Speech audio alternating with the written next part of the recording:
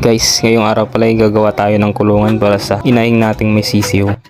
Bala yung gagawin nating kulungan guys is para lang sa inahin guys. Tapos yung sisiw nyo guys ay naka free range guys.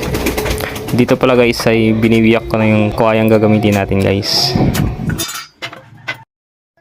Yan guys, natapos ko na palang biyakin lahat guys. Dito pala guys ay sinisimulan ko ng ipako guys yung gagawin nating kulungan guys. Bala ipo-forward ko na lang pa dito guys yung video natin guys para hindi gaanong mahaba.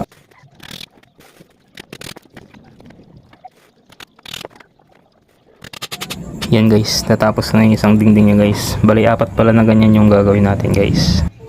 Yan, okay na, nakagawa na tayo ng apat guys. Bali assemble na pala natin yan guys. Bali sa pag-assemble pala nito guys, gagamit lang ako ng lumang mga kahoy guys. Para dyan natin ipapako guys yung ginawa natin. Apat na dingding guys.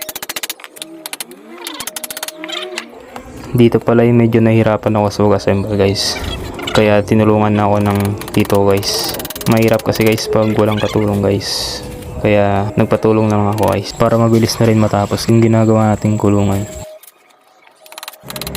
Yan guys, okay na guys, na-assemble na natin guys. Bali ilalabas ko na to guys. Pero gagawin pa natin yung guys ng takip guys. Yan guys, nagawan ko na ng takip guys. Susubukan natin guys kung kasya ba guys. Okay guys, kasya guys. Goods na yan. Pwede na natin ilagay yung manok natin yan guys.